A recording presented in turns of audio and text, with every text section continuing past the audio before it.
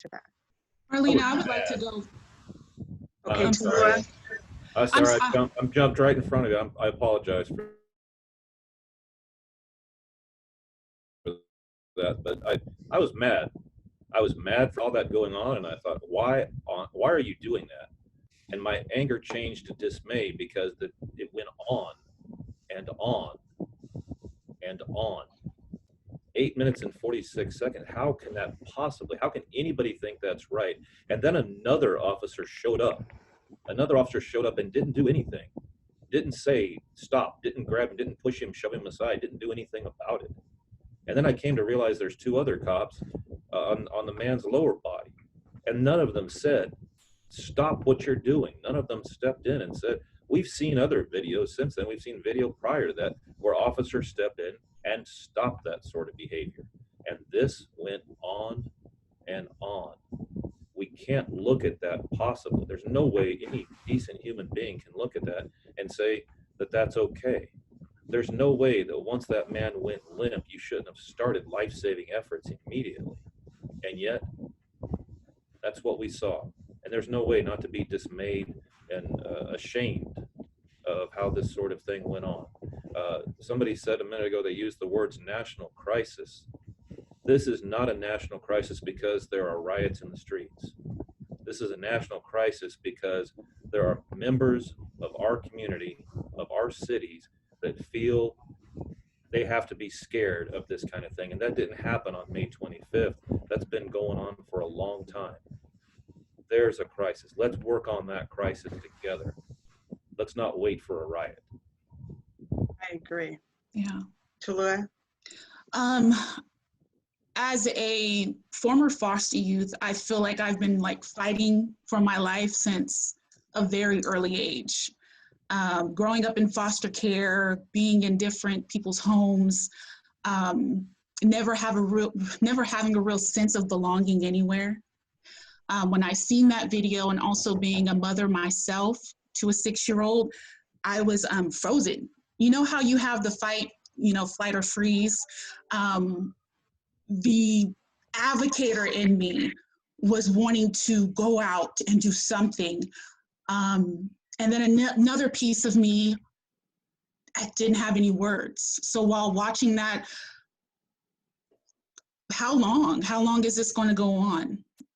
What can we do as leaders in our own right, in our own community, at the places of employment that we work? What can we really do to really change this situation, change the system? We are all implicated in this racist system in America.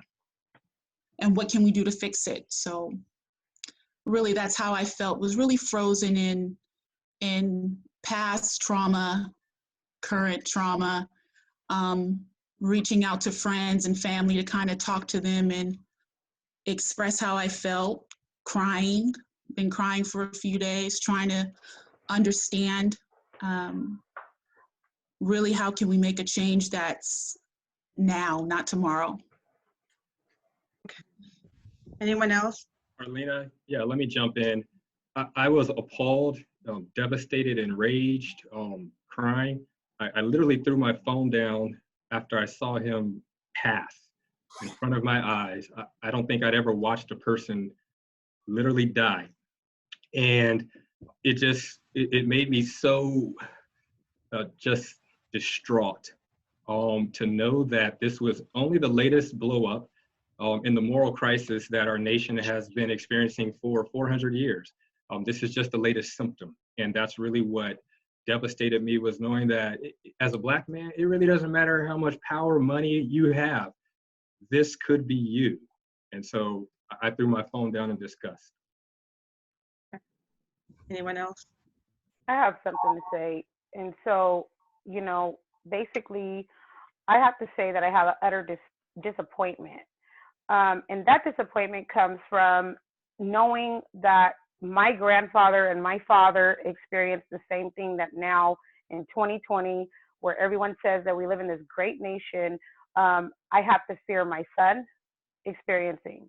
And there hasn't been that cyclical generational change pushing for that cyclical generational change has been a tumultuous history here in America. And we have to be able to come like we are now and look at what is the forward movement. Even if we're the only ones in this community doing this thing and everyone else, other surrounding communities are not, that is what needs to be said. Also, very just sad that he is asking for his mother. That's me. He's asking for me. His mom's been dead for 2 years. So it really spoke to the heart and condition and disappointment of Black mothers everywhere. And so that's, you know, what my sentiment is about the whole thing. Thank you. Anyone else want to speak to that? I think there's a consensus that it was that moment, you know, I think everyone around the world have showed that consensus. And I think for mothers of Black men, Black sons, we look local and we say, why is this still going on? Why? Is this something that our leaders truly want to fix? Or is this an economic advantage? These are the questions that I've been getting posed to me. Because if this is something that my father dealt with, his father dealt with, why are we still dealing with it? And I think every leader has to ask themselves that question, why? Chief Terry, I'm going to pose that to you.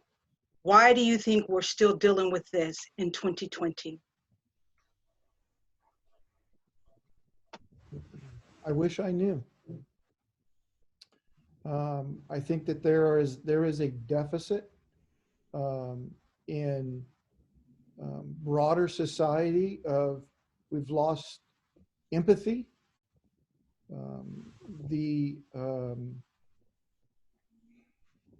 I wish I had an answer for that. Looking inside policing specifically, I think it's there's certainly a human component. We do hire from the human race. And so we hire people that come with varieties of experiences and biases and fears and all of those sorts of things. The work inside the police profession can be better. What do we do when we get somebody in the door? How do we expose them to the varieties of cultures and community members that they're here to serve? How do we properly inform them to be able to communicate, to be able to interpret, to understand history, to be the resource that the community needs at a very critical moment? So again, policing hasn't done enough. Basically, you know, policing can come down to three things. We involve the law that we apply, that we interpret. There's policies that we go about interpreting and enforcing the law, and policies are really the directions on how we go about doing those things that aren't necessarily written in the law, but the way we want to operate. And then there's strategies or techniques that you use with policy development. And so all three of those areas, the law, policy, and techniques or strategies, are ways for us to improve this. And I want to look forward, and that's why I think it's been so important, this opportunity to hear from the community today, because I'm going to hear very specific things that the community feels. For far too long, the policing profession has decided what the community's needs are based on dots on a map, based on reports certain here or there. We've decided what the appropriate strategy is to reduce those dots, those incidents on a map. I had a conversation with a pastor earlier today, and he was talking about and kind of asking the question, does an officer transform when he puts a uniform on? Is there something about the psyche? Does the personality change when he's putting on the uniform? And I think it does to a certain extent, because you recognize what you're going to do. There's a physical presence of what you're going to go do. We have to train our men and women that are doing that to understand and put that in perspective. You're not being deployed into our neighborhoods. You're a part of our neighborhoods. We are a part of our community. And so why we're dealing with it is because we've never dealt with it. We've not made the changes that need to take place. Appreciate And that so honesty. looking forward, we're going to make some changes. What we're hearing today over this week, what I've heard over the last several days in specific conversations, quite frankly, what we've heard for years, it's time to make some changes. And I'm ready to do that. Thank you. Anyone else want to address their ideas on change or propose their question? I definitely line on this. Only going to take a few minutes. I think it goes back to what Chief Cherry had stated, was that he goes off of the policies and procedures that they have. And the great thing that Rudy Salas and Congressman Cox is on here, because they go off of the documents and procedures that are presented to them, which is largely from the peace officer rights. And so when we're talking about change and implementation, it goes back to our children. You allow your children to get away with something, get away with something, get away with something. They do it more and more often. They become a bad teenager, a bad adult, et cetera, et cetera. And so when we look at bad police officers, they're hid behind these rights. And the reason why these officers were reprimanded quickly, because that department fired them. And so they had no protection under their unions and so forth. And so that's why we see the issues, even when we talk about here in Kern County, those officers that get in trouble are sat at a desk, they're hidden behind the police union, and they hide behind the laws that are presented to them. And so they continue these types of acts time and time again, because they can hide behind the law. And so if you can hide behind the law, those are the things that create the change that we need as a people. Slavery didn't change, riots happened, all those things happened. Until the Emancipation Proclamation happened, slaves were free. So you cannot change anything until the policy change. And then when you have a zero tolerance policy that is put into place, then change can happen. Until then, this is all talk. This is all people coming together just saying they got a lot of fluffy stuff, a lot of good things. But until we talk about people wanting to support a policy that changes the peace officer rights, then you're on the same table as us at the community. Thank you, Patrick. I would like to follow that question up, Patrick's. Chief Terry, you stated something particular. You said that these officers are not to be deployed into our community. Is that correct? Yeah, I said in the context of the conversation with the pastor, it was like they become militarized and like you're going to battle or something. And he was sort of asking, does that happen? Does a personality change? Does the uniform have an effect? And so that's what I was referring to. So I had a good conversation with my friend Ralph, and he stated to me when he was going through a training process to be hired on in law enforcement, he noted that the hiring pool consisted of many individuals who were former military. So specifically around hiring practices, how is BPD willing to change the way in which they hire? Are you asking that we shouldn't hire? Are you asking that we shouldn't hire military people, or what do you mean by? I'm just asking, how do you feel about his statement, and how do you feel about your statement when you stated that we're not deploying these people out into our community, but if some of these people who are being hired on are used to being deployed, are used to participating in military activities, how do you account for their behavior not being changed when they do come into contact with the community? Well, I mean, there's certainly a variety of training would be necessary to talk about the psychological training, to talk about policies that are in place to specifically to require certain behaviors, accountability and oversight within the department. There are a variety of things that we do in the hiring process. There, like I said, there is psychological training, there's polygraphs, there's a variety of those kinds of things that you can get to the heart of some of these views. Is there a specific policy? Because I do know that, people who have military experience are looked at favorably, when applying. Yeah, and I guess that's why I'm struggling a little bit to get to the heart of what your question is, because you talked about a change in the policy, the hiring practices, and I want to learn and understand what do you mean by change, or what suggestion are you saying that there should be to change the hiring practice with regard to military? I guess my suggestion would be to probably look at those who are being hired with military background a little bit more closely, and probably asking more questions regarding their experience while in the field. Like, I so, don't know in particular because I'm not a part of law enforcement, but I know that that is something people do worry about. well, every person that goes through the hiring practice or hiring process with the police department goes through they go through psychological testing in a written form. Then they go through a interview with a psychologist. So I guess I would ask you, are there some other things that you think would be appropriate, proper screening methods that we might use beyond that to help deal with the issue that you're trying to raise? At this time, I don't have a suggestion for that. Do you, Traco? So I'm not sure that screening will do so much. At this point, I believe that external accountability is what is key.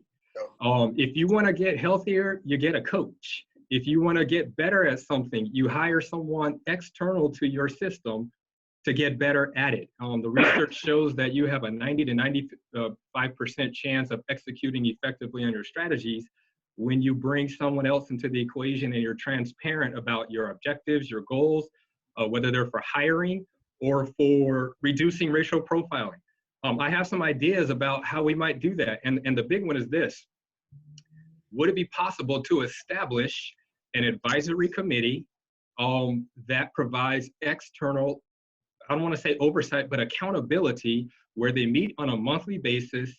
And the goal ultimately would be to have an annual report that is published for the community from BPD or any other law enforcement agency that wants to use the template. And it speaks to everything that we're concerned about. So racial profiling, what are the number of total stops that are done on a monthly basis with demographic breakdowns, total vehicle searches with demographic breakdowns, total arrest with racial demographic breakdowns, use of force, how many people were potentially shot, killed, etc., racial demographic breakdown. When you have that type of external accountability, behaviors change. So I think what this moral crisis, the one that we just watched from a week ago, is demanding is more direct action. Because I know steps have been taken over the last few years, and they're good steps to engage with the community. I know that Chief Lyle Martin did a lot of good work. I helped with some of that work. I know that Clayton Madden, I've seen him and others at the Police Activities League and engaging with the community. But at the end of the day, a moral crisis demands action, direct action, behavioral change. And the best way to adjust behaviors, this is in the corporate world and in our lives, is to get coaching, to get external oversight and accountability. I think that it is critical that something comes from these conversations to that effect. So I want to add this from the group. Someone in the group added to your comment, they said per officer. So it's not a lump. We're able to identify the officer that is bad and get them out of there, because that bad officer is not only dangerous to our community, but it's also dangerous to the officer because it puts the good officers in the line of fire. Another thing that came from the question, it says, and this is probably really dealing with Congress, TJ Cox, because all of them have responsibility in this. This is not just, fall on the shoulders of the policemen here today. It says, is there or can you create a national database of officers who've used excessive force and banned their hiring?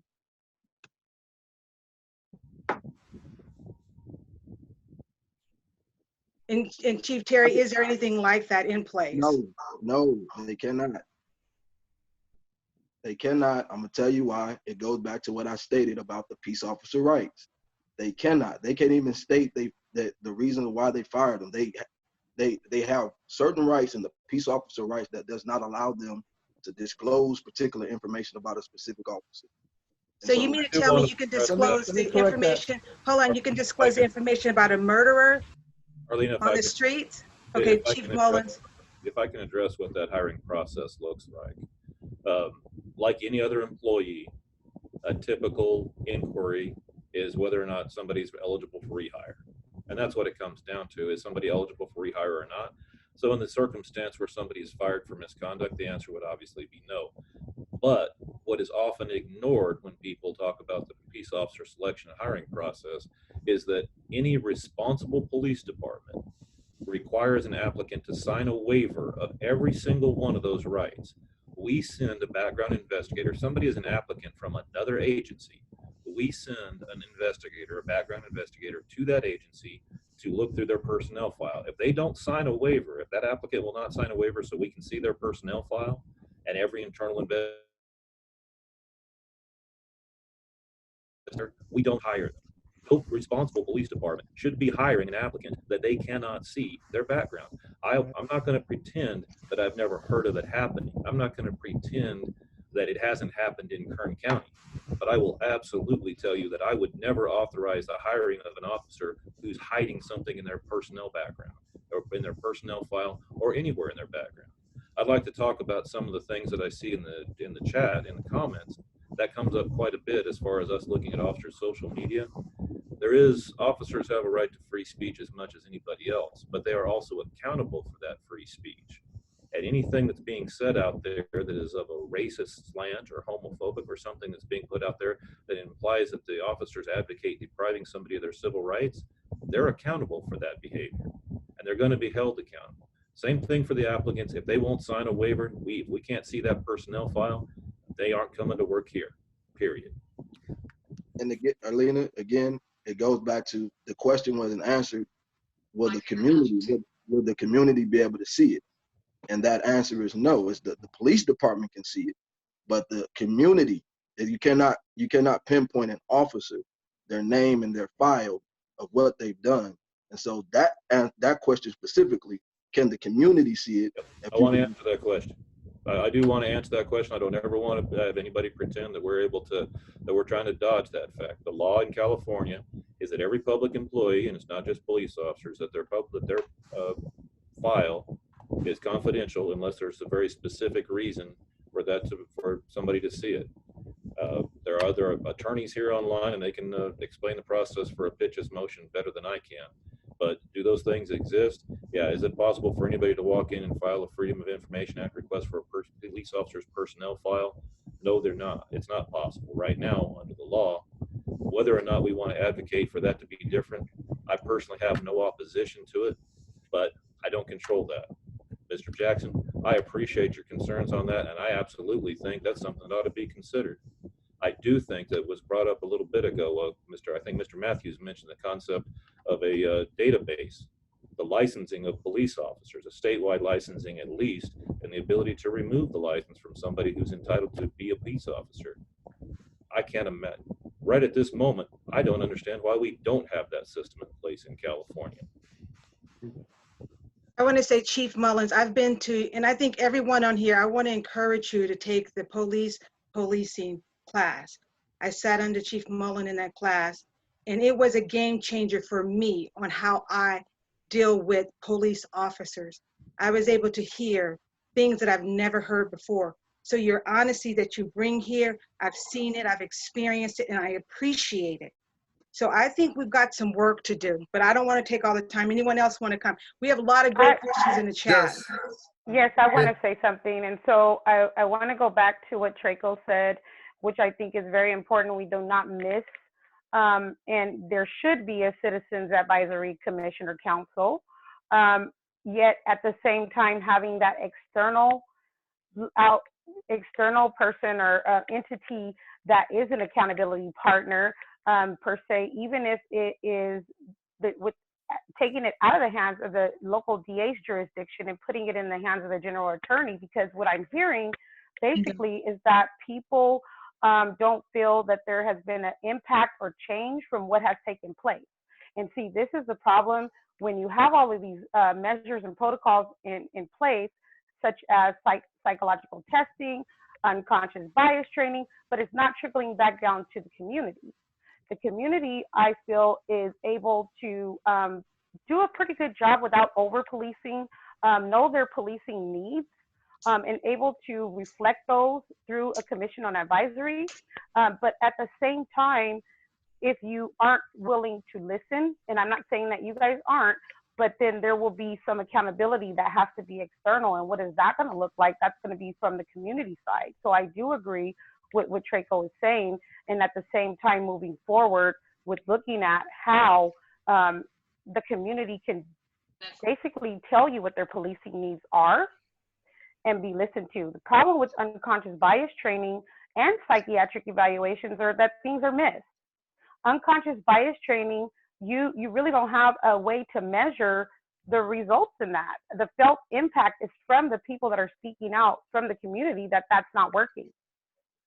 Well, there is a set of tests called implicit access tests that register what your brain has registered over your life about certain people groups. And it is a metric. We can say, yeah, you really don't prefer Black people, or you really don't prefer Asian people. So those tools are out there in the training and development world, which is kind of my world. So I was wondering if you do those tests, Chief, and you see someone is way off the charts, who coaches them or helps them unlearn some of the unconscious bias so that they're not a hazard to your community? We do not do that assessment that you just spoke about. What was it called again? IAT test. IAT, implicit access test. I'll make sure I get Arlena some information on that. Okay, thank you. Okay. Arlena? Yes, Clarence. The chief said something earlier, and I think we missed it. He said that this is a human, what am I trying to say? It's human. He says that sometimes the police department and sheriff's department hires human people. Therefore, therefore some of the agencies will end up getting bad apples. What we saw in Minneapolis the other day were bad officers, period. But what I want to say is, being in law enforcement for the 18 years I was there, and also the law enforcement, they train their officers. They train them. You can get all the training in the world, but if you're ugly inside, that training will not do. And what we are seeing is people who have been trained, but inside they are ugly. And he said a human element. That's what I'm trying to say. So we could talk about policy all day. We can talk about procedure all day. We can talk about psychological tests all day. If you see an officer do something, call that department. Get that officer's name, call that department, and submit a complaint against him or her. Because that's the only way we're going to get these bad officers off the street. And believe me, there are some there, and the department wants you to call them. So we will not have what we had the other day. Or, you know, like I said, I was in law enforcement for 18 years, and I got stopped by law enforcement because of the color of my skin. I live out here in Southwest Bakersfield, and as soon as I leave my house, I get followed by the security out here. It's a mindset. So hey, thank you. We work together. Yes. We have about 30 minutes, so if we can just compact what we want to say, we're going to go with Chief Terry, and then I think Keith, and then Trico. Okay, I just wanted to respond to a couple of things. And what I said when I started out with, there's a lot of things in place that we haven't done a good enough job of sharing to the community. We're not doing everything that we can do. We're going to do more. We need to do more. But we first need to start with informing the community of what we are doing. We are tracking our stops. The Racial Identity and Profiling Act passed in California, based on the size of our agency, we don't have to start reporting, I think, until next January. But we've already begun tracking our stops and the demographics of that. So we've voluntarily participated early in that process. We have an early intervention system where it's tracking the performance and the behaviors of our officers. We track the numbers. Every time an officer there is a use of force, it is reviewed at a couple levels. And then we also track it separately. So we're looking at numbers of how many. We also look at citizen complaints. We also look at some of the other significant events that officers go to. We call it a wellness, because we know that there's a psychological effect to an officer for the varieties of traumas that they're exposed to over the course of a career. We should be paying attention to that, because it's going to affect their behaviors. And so we're tracking a broad range of officer behaviors and performances to help give us some insight when we might see a little blip on the radar. Okay, why do you have 3 complaints in the last 3 years and people are saying you're using foul language? Okay, you get 1, you don't really know, but you start seeing a pattern, so that we can have this accountability inside the department and the accountability for the community. And so you'll hear more from me going forward with some specifics on what we are doing across most of these issues that we spoke. We have some improvement. We have more that we can do, and we'll be doing more, but I'll make sure that we begin communicating so that our community understands what we're doing now and where we can improve specifically. And Chief Terry, I want to ask you, when you start framing that, we would like to be a part of the process, so it's not just your top 1 or 3% in your community making decisions on a community that they're not engaged in. So we would really like to have an opportunity to play a role in that. As you see today, what happened, over 500 people want to be part of the conversation because I think the message came from people that they can relate to and understand. So we would like to participate in that. Thank you. Okay. Keith? You're muted. Okay, Traco? Sure. So I like to cite one of my favorite modern philosophers, the hilarious Chris Rock, in response to Clarence's quote or statement. He says, in some industries, you can't afford to have bad apples. He says, you can't say if you're talking about pilots, 99% of our pilots are fantastic people, but every now and then we just have one who wants to crash into a mountain. It's not okay. You have to do greater due diligence to make sure that people who are engaging with the public and their lives, it's got to be stronger in terms of the results. Also, to Chief Terry, I just had a quick question. Love to hear that things are moving forward, and I think that's wonderful. Are these reports open to the public? And if they cannot be open to the public, again, hence my recommendation for some sort of advisory council or some group, community group, that could look at some of that data.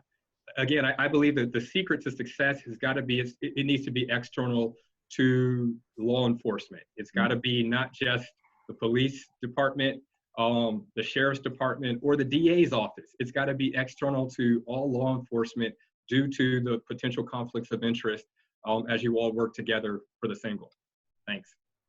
Arlena. Question.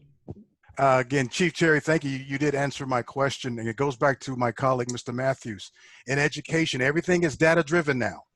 We know specifically what child and what seat is not getting the information they need based on certain data. So if you are able to have a database of officers when they're on, when they're having a bad day, how many times they've stopped somebody, that you can track it, how often they're stopping, what kind of demographic they're stopping, and begin to put some policies or something in place to say because there are also warning signals when there's going to be a problem. The same guy everybody can't be wrong, Chief. Right. So there's got to be something in place that lets an officer or commanding officer know, Jim, you've had 4 of these in the last 6 months. What's going on with you? So that we can begin to get ahead of it before we have a tragedy that we saw last week. So I'm glad to hear that we have a data-driven, but again, I don't believe the police can police themselves. There needs to be an external force or an external body to take a look at the data so they can come in and interpret it and give you all the recommendations that are necessary. Thank you for that. It is 2:36. Our goal is to end on time. We have a lot of people in the chat room who want to ask questions. I want to do something. I know a lot of people came in with the intent to listen deeply. And the question that I consistently hear is, what do African Americans want? We know this problem also affects our brown brothers and sisters as well, our poor white brothers and sisters as well. This is a global pandemic, but this conversation is shaped around African Americans. So I want you to answer that question for those who's listening. They want to, how can we help? What do you want?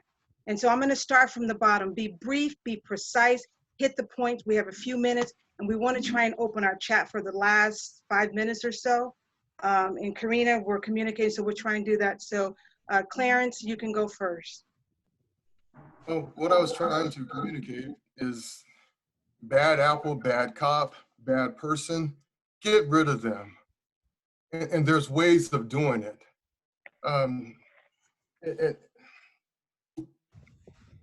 I'll leave it at that. Bob, you've had a lot of conversation across the globe. What do African Americans want from your perspective? Oh my gosh, the pain is palpable. Listen, I've lived in this city since 1986, so 34 years in Bakersfield. I mean, the elephant in the room here is the 2015 report that called us the leading large city where people are killed by law enforcement. 13.6 per million, 13.6 per million. 3.6 per million is the national average. And so I've been out there with Black Lives Matter. I've been in Martin Luther King Park, and I'm telling you, I'm hearing names. Mayor Go, I know you're in here. Chief Terry, I know you're in here. They're wondering where you are. Somebody needs to step across that line and have courage and do the right thing, because this is a community that has been down for years. There have been cross burnings since I've lived here. Come on. So, Arlena, I appreciate it. I said what I needed to say. Thank you so much. Christina Laster. So I want to address really quickly that I see some things that are coming through the chat about why isn't there anybody Latino on the panel. I happen to be Afro-Latina. And so, you know, I feel like when you start to talk along those lines as a community, it becomes very divisive. And, you know, by us having this discussion with regards to what has taken place historically, perpetually, and generationally with Black people doesn't take away from the Black and Brown unity that is necessary. And so that is something that I did want to say with regards to the community moving forward. I think that having that Citizens Commission is absolutely necessary. Looking at what external accountability people can be brought in, or how data can be provided, is absolutely necessary to start to progress moving forward.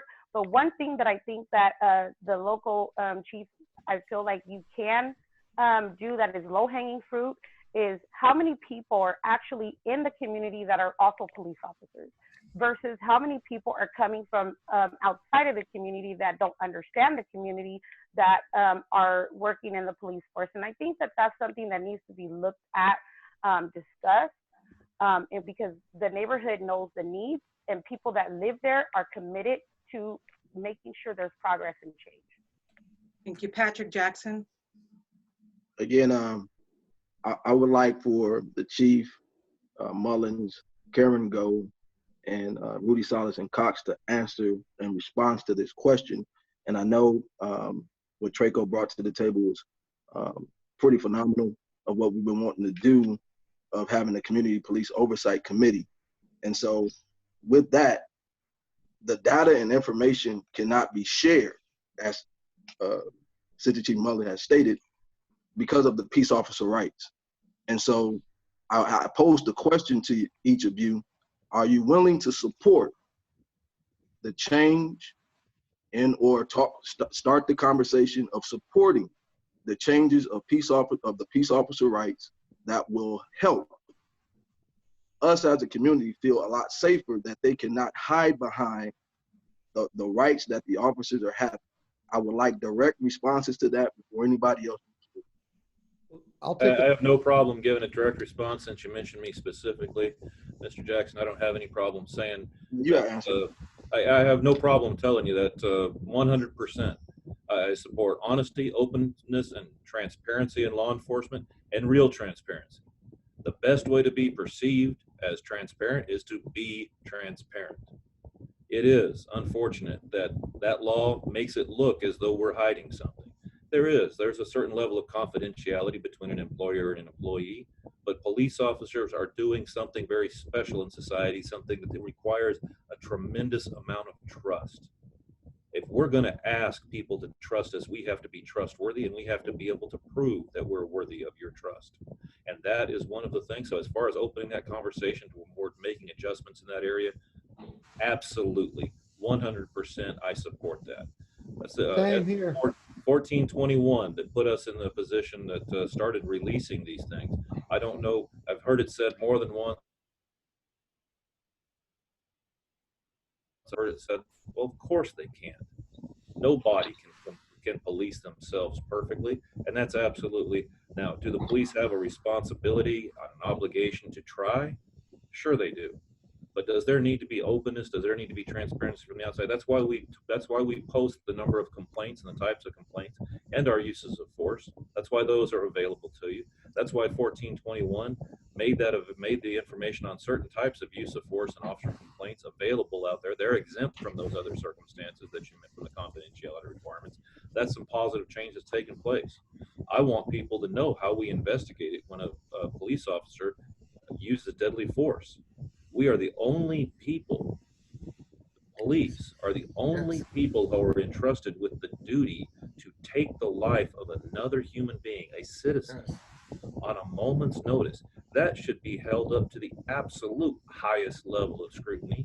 And the highest level of scrutiny does not mean a confidential report. It means something that everybody can look at and we can prove that we got it right. So I ask you to consider, we don't try to police ourselves. We put that out there. That is available to anybody who wants to look at those things.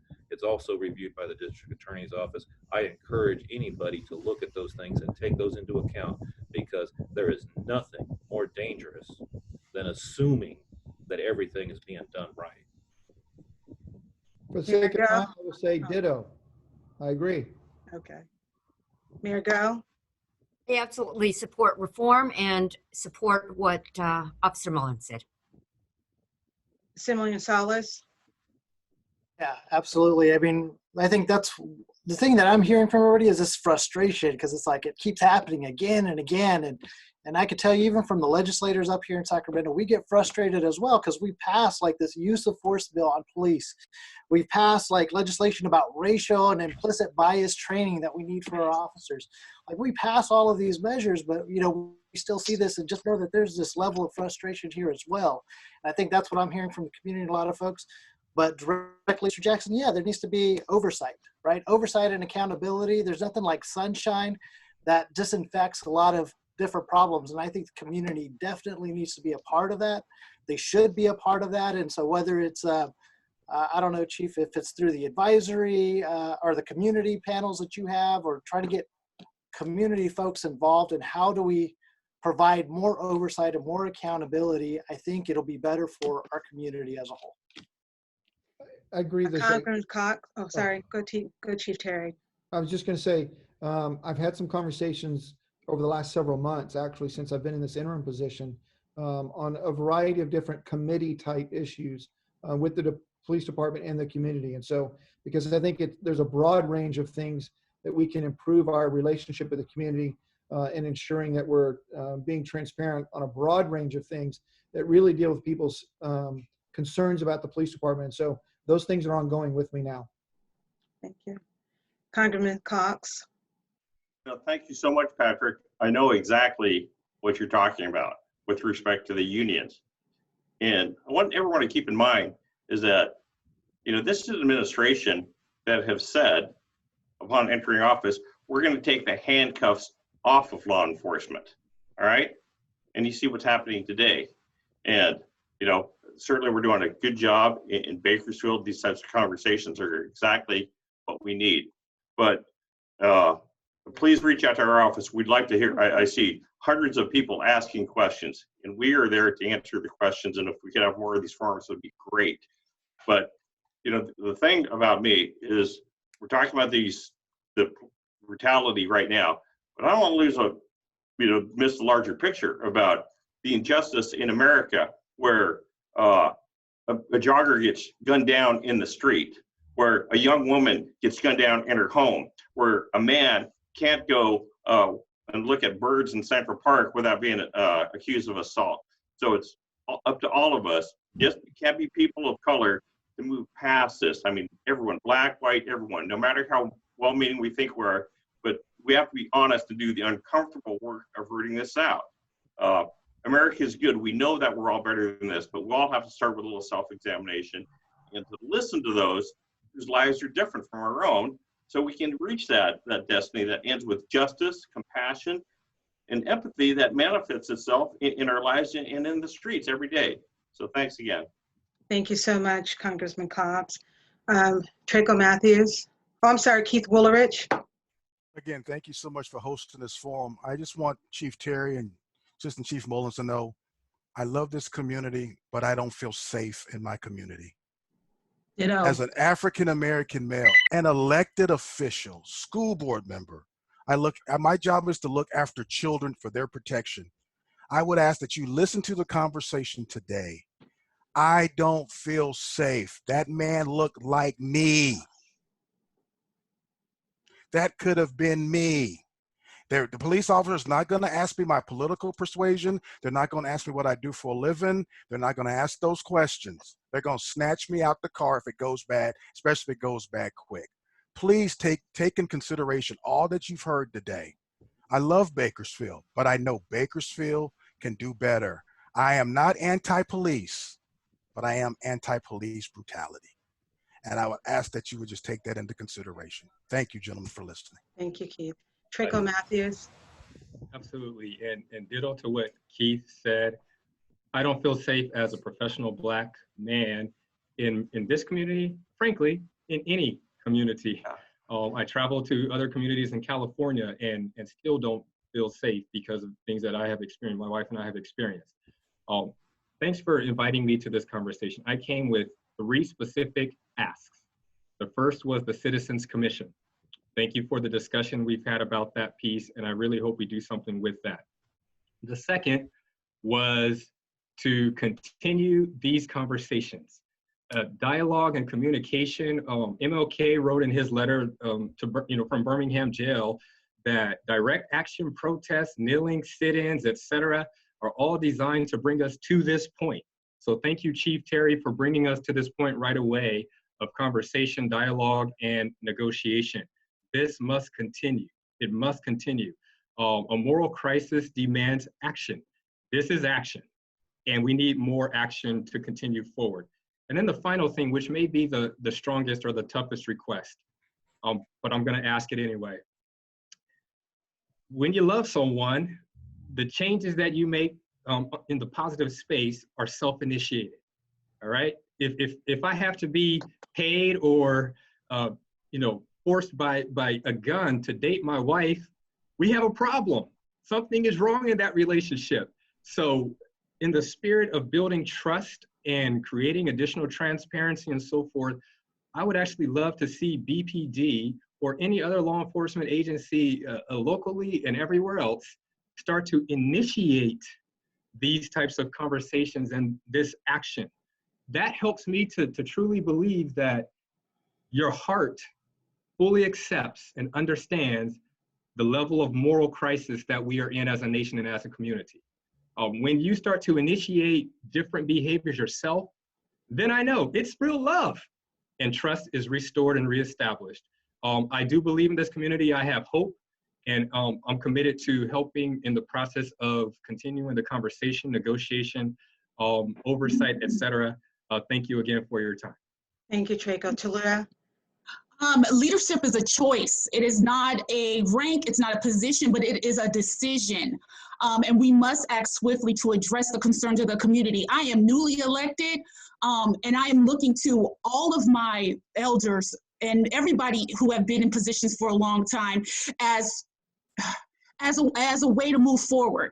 And I don't want to lose hope. I don't want to lose hope on the people who serve in our community. So the community is asking that something be done now. And I would like to thank you, Arlena, for inviting me. I'm only 36. I have so much more to learn. Thank you so much. Arnita. Yes, I'm a leadership person, and so I so appreciate the leaders for taking the time to be on this call today, because in every system, leaders set the tone. That's just the way it goes. So to answer your question, Arlena, what do African Americans want? Well, we want decentered whiteness in the systems. That's what we want. We want the systems and the paradigms and the procedures and the policies to be inclusive of us in decentered whiteness or white supremacy. I'm just going to say it really out loud because I don't live in Bakersfield, but I just think that's good counsel to everyone. So that's what African American people want. We want you to chip away at the paradigms that keep us oppressed. Make us look different when you pull us, stop us over. So to look at the systemic issues that go way back, they just have to be chipped at. But I think that's where you go. And also a community focus group is always good to keep the pulse of any system for a leader. Thank you. And I'll answer that question as well. I'm someone who loves passionately in my community. I love my community. I work tirelessly in my community. I believe in so much good in our community. I have people who love me across the board in my community, but I have not felt the love of my community back. What do African Americans want? They want the exact same thing every other citizen wants. I want to not be fearful of my life. I don't want to have to fear a system that has oppressed my people for so long. I want you to fight the same way you would fight for your own equality for ours. I want you to join forces with me and help me in the Southeast area where many African Americans reside, a system that has forgotten them for more than 30 years. I want you to fight. That's what I want. I want you to have laws changed. I want you to bring us to the table. I want you to diversify your tables because you can't represent a voice if it's not there. I've saw the systematic racism in Kern County as it relates to our leadership, and it hasn't been effective. I want change. What Chief Terry did today, I respect him on another level. I will roll my sleeves up and fight with him because what he has said and shown today is leadership in a way that I have not saw in our leaders. I'm sorry, I have not saw it. I saw passivity. I saw quietness. I saw you hiding behind. I need you to get out in the front and fight the way that we're fighting. You may not protest. I haven't protested. It's COVID-19. I'm a mother to 2 sons. That's my primary concern. This is my way of protesting. It's uncomfortable. I know people are going to listen to this and condemn us because no one's ever going to be happy. I've already started getting the emails, people upset because they can't get on here. You know, they're saying you only have select few on there. You only have to delete. But we have to be willing to get hit in order for change. That's what African Americans want. Exactly what you want. So when you think about us, think about yourself. We are human just like you. We want to thrive just like you. We want our children to do well and have opportunities just like you. So when you ask yourself, what can I do? What do African Americans want? Think about yourself. We're the same. Chief Terry, I'm gonna let you have the last words because we are on time. And I just want to say thank you. I'm extremely grateful to your leadership during these times that many may not have taken this. You didn't know what we were going to talk about. You didn't know what you were going to get hit with, but you came in as a leader and you were willing to take whatever we brought to you. So thank you. I appreciate the time. And again, thank you very much for the early morning phone call and the conversation that we had, because you had a voice in that moment when you were emotional, when you were concerned, when you were afraid. And I was glad that I was able to answer the phone for you.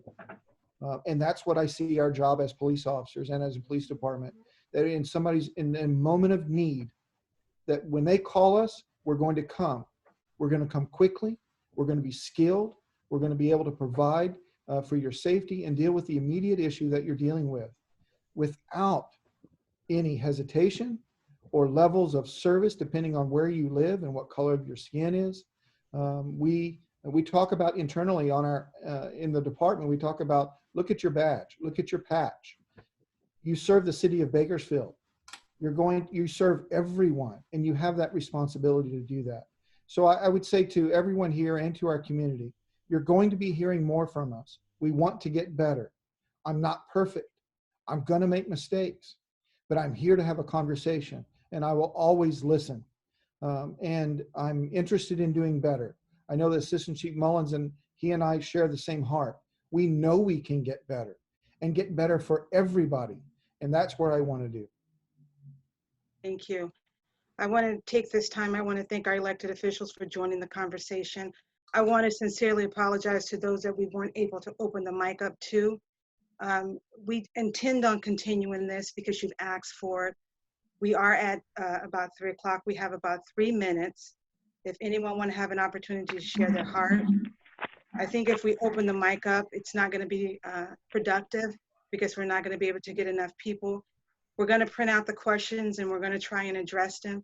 And we're going to continue to try and partner with you, Chief Terry. Yes, Chief Terry. I would just say to everybody, the questions that you get, send them to me, and we are putting together some responses to it. So there will be a response from us. Thank you. I want to echo that. I think that we underestimated how long it would take for members of the panel to speak, and we have done a poor job of responding to the questions that were sent in to us, either by chat or by email.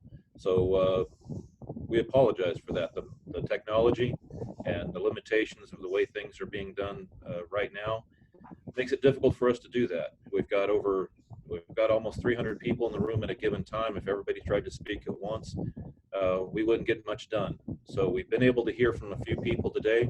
We promise you this is not the last community meeting.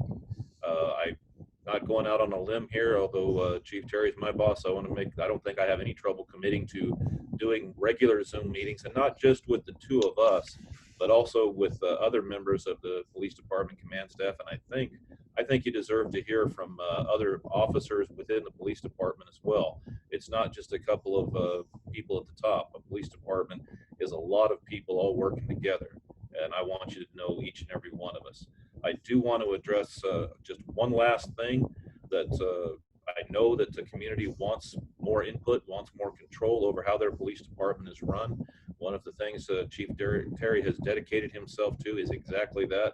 We recently had a selection board for the police captain, which is a ranking position in the police department. In charge of, every one of them is in charge of over 100 people.